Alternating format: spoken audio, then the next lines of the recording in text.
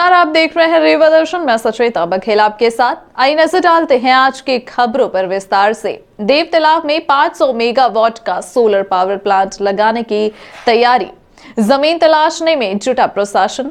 गुड़ के बाद रीवा में एक और बड़ा सोलर पावर प्लांट लगाने की कवायद शुरू हो गई है। शासन से पत्र आने के बाद प्रशासन ने सोलर प्लांट के लिए जमीन की तलाश भी शुरू कर दी है। देवतालाब क्षेत्र के सीतापुर के आसपास 500 मेगावाट की क्षमता का पावर प्लांट लगाया जाना है। प्लांट यदि यहां स्थापित हो जाता है तो गुड़ के बाद यह दूसरा सोलर प्लांट होगा जो निजी कंपनियों द्वारा स्थापित होगा। गुड़ की बदवार पहाड़ी पर 3 निजी कंपनियों द्वारा 750 मेगावाट का सोलर पावर प्लांट स्थापित किया गया है। इसके अलावा सरकारी संस्थानों ने स्वयं के उपयोग के लिए काफी कम क्षमता के सोलर पैनल लगवाए हैं। आपको बता दें कि देवतालाब विधायक गिरीश गौतम की साइकिल यात्रा के समापन पर मुख्यमंत्री शिवराज सिंह चौहान आए थे। उसी समय गिरीश गौतम ने देवतालाब क्षेत्र के सीतापुर पहाड़ में हजारों एकड़ खाली पड़ी पहाड़ी जमीन पर सोलर पावर प्लांट लगाने जाने की मांग रखी थी। उनके इस मांग पर मुख्यमंत्री शिवराज सिंह ने देवतालाब क्षेत्र में 500 मेगावाट का सोलर पावर प्लांट स्थापित किए जाने को लेकर परीक्षण कराने की घोषणा की थी, जिस पर ऊर्जा विकास निगम के प्रबंध संचालक ने कलेक्टर को पत्र लिखकर 500 मेगावाट के सोलर प्लांट के लिए देवतालाब क्षेत्र में 1000 हेक्टेयर सरकारी जमीन की तलाश करने को कहा है। बताया गया है कि कलेक्टर ने इसके लिए एसडीएम मऊगंज को निर्देश दिया है। सूत्रों की माने तो प्रशासन देवतालाब में सीतापुर गांव के आसपास जमीन की तलाश कर रहा है। ऊर्जा विकास निगम के अधिकारी भी जमीन के लिए राजस्व विभाग के अधिकारियों से संपर्क कर सरकारी बंजर जमीन की जानकारी जुटा रहे हैं। रीवा के नवागत कलेक्टर मनोज पुष्प ने गुड़ बदवार सोलर पावर प्लांट व रीवा सीधी मार्ग पर निर्माणाधीन टनल का किया निरीक्षण। कलेक्टर ने कहा, मेरी कोशिश रहेगी कि बरसात के पहले टनल चालू हो सके। रीवा के नवागत कलेक्टर मनोज पुष्प ने 9 फरवरी को गुड़ बदवार सोलर पावर प्लांट व रीवा सीधी मार्ग पर निर्माणाधीन टनल का निरीक्षण किया। निरीक्षण के दौरान उन्होंने कहा कि रीवा सीधी मार्ग पर निर्माणाधीन टनल लगभग अंतिम चरण में है। हमारी कोशिश रहेगी कि बरसात के पहले टनल का काम समाप्त कर इस टनल का उद्घाटन करवा लें। साथ ही उन्होंने यह भी कहा कि रीवा सीधी के लिए यह प्रोजेक्ट बहुत ही महत्वपूर्ण है। कलेक्टर ने गुड़ बदवार में बने सोलर पावर प्लांट का भी वहां के अधिकारियों के साथ अवलोकन किया और कहा कि प्लांट में अभी कोई इश्यूज नहीं है जिसे ठीक किया जा सके, लेकिन हम लगातार इसको देखते रहेंगे जिससे कि हमारी जो यह हम अमूल्य धरोहर है उसको किसी तरह की कोई क्षति ना पहुंचे। रीवा और सीधी के ट्रैफिक को बेहतर करने के लिए जो टनल बनाया जा रहा है उसका निरीक्षण किया गया और ये लगभग अंतिम चरण में है और हम लोग कोशिश करेंगे कि बरसात के पहले इसको समाप्त करके और इसको उद्घाटन भी करा लें और इसको चालू भी करें। ये रीवा और सीधी दोनों ज़िले के लिए बहुत ही महत्वपूर्ण प्रोजेक्ट है। सोलर प्लांट तो देश के लिए एक बहुत बड़ी उपलब्धि थी। हमने आज उसको अवलोकन किया है, बहुत ही अच्छा चल रहा है और अभी पिछले कुछ दिनों पहले ही 253 मेगावाट पीक पर भी पहुंचा है प्लांट। सोलर प्लांट के अधिकारियों के साथ और जो पावर ग्रिड के लोग हैं उनके साथ भी हम लोगों ने बात की है। कोई ऐसा इशू नहीं है जिसको कि रिजॉल्व किया जाए, लेकिन हम लोग लगातार उसको देखते रहेंगे ताकि ये हमारी जो अच्छी धरोहर है उसको किसी तरह की कोई परेशानी नहीं हो। कोरोना संक्रमित भी दे सकेंगे परीक्षा, केंद्र पर ही बनेंगे आइसोलेशन रूम। मध्य प्रदेश में 8 दिन बाद शुरू हो रही मध्य प्रदेश बोर्ड की 10वीं तथा 12वीं की परीक्षा में कोरोना संक्रमित विद्यार्थी भी शामिल हो सकेंगे। संबंधित परीक्षा केंद्रों में इनके लिए अलग से आइसोलेशन रूम भी बनाए जाएंगे। मंगलवार को हुई बोर्ड मीटिंग में इस बारे में बातचीत करके यह तय किया गया कि इसके अलावा दिव्यांग छात्र, दृष्टिहीन विद्यार्थियों, हाथ संबंधी किसी बीमारी से ग्रस्त छात्रों को कंप्यूटर, टाइपराइटर परीक्षा शुल्क में छूट जैसी अलग से सुविधाएं दी जाएंगी। एमपी बोर्ड के 62 साल के इतिहास में पहली बार फरवरी में परीक्षाएं हो रही हैं। 10वीं 12वीं के एग्जाम 17-18 फरवरी से शुरू होंगे। इन एग्जाम में इस बार करीब 20 लाख स्टूडेंट्स शामिल होंगे। संक्रमितों के लिए आइसोलेशन रूम बनाने के पीछे तर्क है कि 2 साल के अनुभवों को देखते हुए बोर्ड हर स्टूडेंट को मुख्य परीक्षा में शामिल कराना चाहता है। अलग से परीक्षा आयोजित करने में होने वाले खर्च और व्यवस्थाओं को लेकर कई तकनीकी दिक्कत भी होती है। महान गायिका व भारत रत्न प्राप्त लता मंगेशकर की श्रद्धांजलि सभा का किया गया किला परिसर में आयोजन। महाराज पुष्पराज सिंह बोले, लता जी ने हम सबको नसीहत, समझ व स्वर दिया है जो ईश्वर की कृपा है। रीवा के किला परिसर में बुधवार को महान गायिका व भारत रत्न प्राप्त लता मंगेशकर को श्रद्धांजलि देने के लिए एक सभा का आयोजन किया गया, जिसमें रीवा के महाराजा पुष्पराज सिंह व श्रद्धांजलि सभा में उपस्थित सभी लोगों ने लता जी को श्रद्धांजलि दी। इस दौरान महाराजा पुष्पराज सिंह ने कहा कि लता जी ने जो हम सबको नसीहत, समझ व स्वर दिया है उसे ईश्वर की महती कृपा ही समझा जा सकता है। उन्होंने यह भी कहा कि लता जी से हमारा व्यक्तिगत बहुत ही अच्छा नाता रहा है। इस सभा में लता जी के गाने को भी उनके संगीत प्रेमियों द्वारा गाया गया। गागर में सागर, तो यही बात है कि सरस्वती जी ने कृपा करी इस भारत भूमि पर कि अपनी पुत्री को भेजकर हम लोगों को जितने वर्ष वो यहाँ रहीं उतने वर्ष उन्होंने एक शिक्षा दी, उन्होंने एक नसीहत दी, उन्होंने स्वर दिया, हम लोगों को समझ दी। हम उस प्रसाद को कितना पान कर सकते हैं, कितना पान करें, ये हमारे ऊपर है, लेकिन ये एक महती कृपा ईश्वर की रही है। लता जी जैसी शख्सियत किसी परिचय की, किसी के संदेश की मोहताज नहीं है। भविष्य में अब अंश लता जी का कैसे आएगा? जो उन्होंने करा है और साधना है, उसके साथ साथ एक डिसिप्लिन है। अगर हम डिसिप्लिन मेंटेन करते हैं और साधना करते हैं, कठोर साधना करते हैं, परिश्रम करते हैं और किसी भी प्रकार का गर्व नहीं पालते हैं, राजघराने से लता जी का क्या नाता रहा? मेरा व्यक्तिगत नाता बहुत अच्छा रहा और मेरी माँ का नाता बहुत अच्छा रहा। हम लोग बहुत अच्छी तरीके से जुड़े थे। मेरी दादी जो किशनगढ़ वाली थी वो जुड़ी थी और ये एक बड़ी कृपा थी कि हमारा घर भी उनके बहुत पास था। और चूंकि उनके परिवार के जो सदस्य थे, कोल्हापुरे जी, पद्मिनी के फादर, वो हम लोगों के टीचर थे, तो हम लोगों का आना जाना और मिलना मिलाना रहता था। हम और पद्मिनी साथ में गाए भी हैं, तो अच्छा गाती हैं वो, और निश्चित रूप से एक हम लोगों के लिए सौभाग्य की बात है। बजरंग दल ने कोर्ट परिसर में फोर्ट रोड से किया धर्म रक्षा निधि समर्पण अभियान का आयोजन। बजरंग दल ने कोर्ट परिसर व फोर्ट रोड में मंगलवार को धर्म रक्षा निधि समर्पण अभियान का आयोजन किया। इस अभियान के बारे में अध्यक्ष आनंद मूर्ति तिवारी ने विस्तार से जानकारी दी। जानकारी देते हुए नगर अध्यक्ष आनंद मूर्ति तिवारी ने कहा कि राम जन्मभूमि अयोध्या में संघर्ष कर राम मंदिर निर्माण को निर्णय की स्थिति में लाने का महत्वपूर्ण कार्य हुआ है। इस तरह के सेवा कार्यों में बजरंग दल व विश्व हिंदू परिषद की महत्वपूर्ण भूमिका रहती है। उन्होंने युवाओं को गाय, संत मंदिर, हिंदू समाज संस्कृति की रक्षा के लिए लव जिहाद, आबादी असंतुलन, धर्मांतरण रोकने के लिए छुआछूत मुक्त व सतायुक्त अखंड भारत निर्माण के लिए बजरंग दल से जुड़ने का आह्वान किया है। इस मौके पर हिंदू हित चिंतक अभियान व धर्म रक्षा निधि अभियान के पोस्टर का भी विमोचन हुआ, जिसमें बजरंग दल के कार्यकर्ता मंदिरों में जाकर हिंदू हित के लिए हिंदू समाज को जोड़ेंगे। धर्म सुरक्षा निधि सुभाष सोनी के टोली का कोर्ट परिसर में व फोर्ट रोड में गर्मजोशी से स्वागत हुआ। कोविड काल में 3 साल बाद बजरंग दल के सदस्यों को देखकर फोर्ट के व्यापारियों ने स्वल्पाहार कराकर स्वागत किया। बजरंग दल के द्वारा धर्मार्थ एकत्रीकरण का कार्य इस वर्ष 6 फरवरी से 12 फरवरी तक रीवा नगर में चलेगा।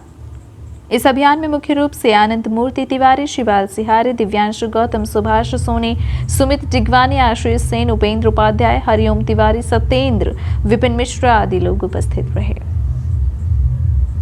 रीवा पहुंचे संगठन प्रभारी व पूर्व सांसद प्रताप भानु शर्मा ने की पत्रकार वार्ता। 19 फरवरी को मनगवा में कार्यकर्ताओं के साथ घर घर चलो सदस्यता अभियान की जाएगी समीक्षा में पूर्व मुख्यमंत्री कमलनाथ करेंगे शिरकत। मध्य प्रदेश के पूर्व मुख्यमंत्री एवं प्रदेश कांग्रेस अध्यक्ष कमलनाथ 19 फरवरी को रीवा जिले के मनगवा विधानसभा में कार्यकर्ताओं के साथ कांग्रेस की सदस्यता व घर चलो कार्यक्रम की समीक्षा कर संबोधित करेंगे। उक्त जानकारी प्रेस वार्ता के दौरान मध्य प्रदेश कांग्रेस कमेटी के वरिष्ठ उपाध्यक्ष एवं रीवा जिले के संगठन प्रभारी प्रताप भानु शर्मा ने दी। उन्होंने कहा कि रीवा जिले में कांग्रेस संगठन प्रदेश कांग्रेस द्वारा चलाए गए घर चलो घर घर चलो कार्यक्रम तथा सदस्यता कार्यक्रम को जिस ईमानदारी के साथ पोलिंग बूथ में जाकर सफल बनाया जाएगा। जानकारी देते हुए कमेटी के वरिष्ठ उपाध्यक्ष एवं रीवा जिले के संगठन प्रभारी प्रताप भानु शर्मा ने कहा कि रीवा जिले में कांग्रेस संगठन प्रदेश कांग्रेस द्वारा चलाए गए घर घर चलो कार्यक्रम तथा सदस्यता कार्यक्रम को जिस ईमानदारी के साथ पोलिंग बूथ में जाकर सफल बनाया जा रहा है, इस अभियान से कांग्रेस प्रदेश व जिले में अपनी साख बनाने की पूरी कोशिश में है। पत्रकार वार्ता के दौरान उन्होंने भाजपा सरकार पर निशाना साधा और कहा कि बढ़ती महंगाई, बेरोजगारी, बिजली, खाद, बीज तथा भ्रष्टाचार की समस्या से लोग पीड़ित हैं। भारतीय जनता पार्टी की सरकार चाहे प्रदेश में शिवराज सिंह की हो या केंद्र में मोदी की, विकास के लिए नहीं बल्कि कुर्सी के लिए सांप्रदायिकता व वर्गवाद को हवा दिया जा रहा है। जनता में बदलाव की स्थिति बन रही है। उन्होंने पत्रकारों को बताया कि आज 9 फरवरी को रायपुर करछलियान में जिला कांग्रेस ग्रामीण अध्यक्ष योगी नारायण भगत, शहर कांग्रेस अध्यक्ष गुरमीत सिंह मंगू व वरिष्ठ नेताओं के साथ ब्लॉक कांग्रेस अध्यक्ष परमजीत शुक्ला के नेतृत्व में स्वयं रायपुर करछलियान में घर चलो कार्यक्रम में शामिल हुए और रायपुर ब्लॉक में संगठन के कार्यों हाँ। लेकिन जो आपके नेता हैं एक करके वो नहीं चाहती पार्टी है, एक नहीं नेता जहाँ पार्टी जीतना चाहती है उसको। देखिए, सबसे बड़ी जिम्मेदारी कमलनाथ जी के कंधों पर है और प्रदेश की जनता ने कमलनाथ जी के नेतृत्व में मध्य प्रदेश कांग्रेस सरकार बनाने का बहुमत दिया था। 121 सीटें मिली थी और 160-170 सीटों से घटकर बीजेपी 107 सीटों पे आ गई थी। ये उनका नैतिक दायित्व नहीं था कि बेईमानी से, पीछे के दरवाजे से, भ्रष्ट आचरण से, सौदेबाजी करके सरकार बना लेते। कांग्रेस के प्रदेश की जनता ने 5 साल का मैंडेट दिया था कांग्रेस को और कमलनाथ जी के नेतृत्व को। सबर करते, सत्ता की लड़ाई वो लड़ रहे हैं, कुर्सी की लड़ाई के लाने बेईमानी उनने करी। हमने तो जनता के साथ विश्वास उनके निभाया, उनके विश्वास को। 121 के बहुमत को गिराकर बेईमानी से इन्होंने सरकार को गिरा दी। 15 महीने में काम नहीं, 15 महीने काम तुलना कर लो।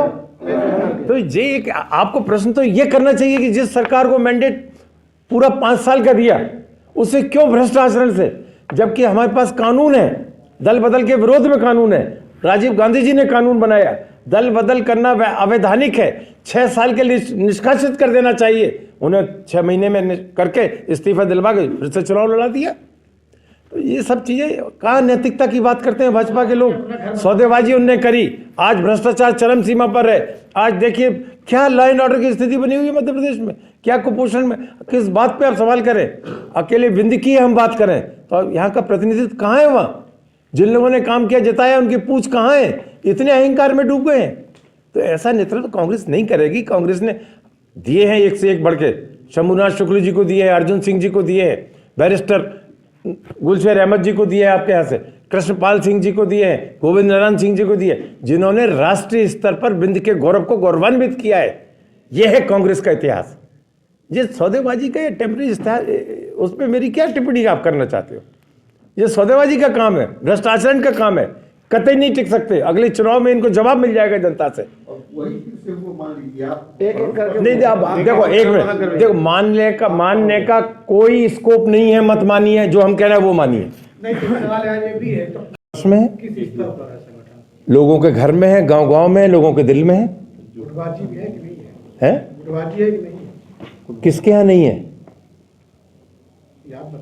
हमारे दिल में तो नहीं है, हमारे गांव में भी नहीं है, हमारी पार्टी में भी नहीं है। पूरी पार्टी के कार्यक्रम सामने आती है, वो नहीं पार्टी आती। काय में ऐसे कैसे आप दावा करें कि 8 सीट जीत जाएंगे आप? नहीं, अब हमारे पास भी कुछ एक्शन प्लान होगा दावा करने का, और जो हम कह रहे हैं करके बताएंगे आपको। ये लगता है कि जो घर घर चलो अभियान चलाए हैं, तो पहले हम आपके सब बात का उत्तर देंगे। आप बिल्कुल भरोसा रखिए, किसी भी प्रश्न को एस्केप नहीं करेंगे। हाँ, आप बोल रहे हैं। हाँ, बताइए।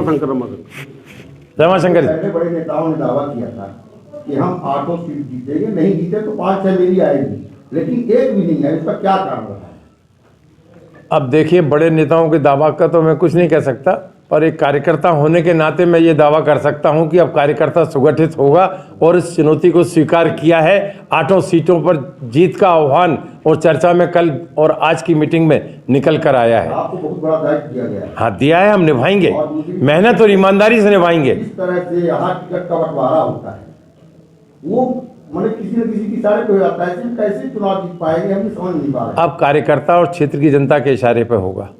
नहीं देखिए, पार्टी के नेता, ठीक है, इससे संतुष्ट हैं आप? आपके पार्टी के नेता चुनाव आता है तो समझौता कर लेते हैं और छत्रकों के इशारे पे कांग्रेस चलती है। कांग्रेस है कहाँ?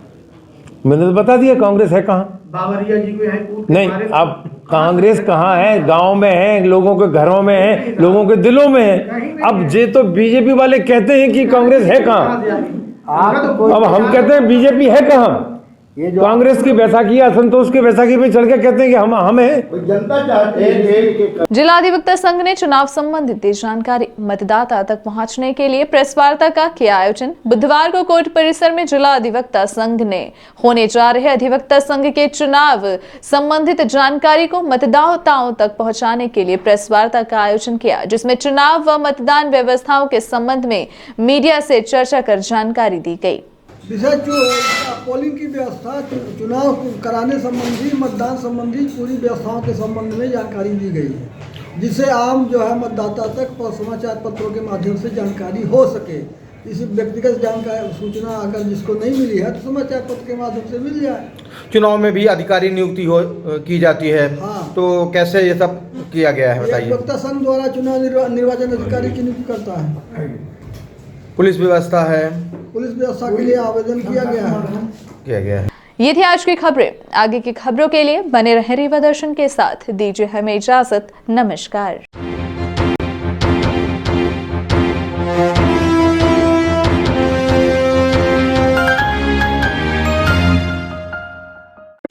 महानगरों के बाद अब आपके शहर रीवा में आ गया है हाई स्पीड के साथ न्यू ब्रॉडबैंड रेल टेल, जिसमें आपको मिलेगी अच्छी स्पीड और बेहतर सर्विस। तो न्यू ब्रॉडबैंड कनेक्शन के लिए संपर्क करें VPS केबल नेटवर्क, पता John tower 2nd floor near college Chowk Rewa. Mobile number है 9000992232 और 9425470430। धन्यवाद।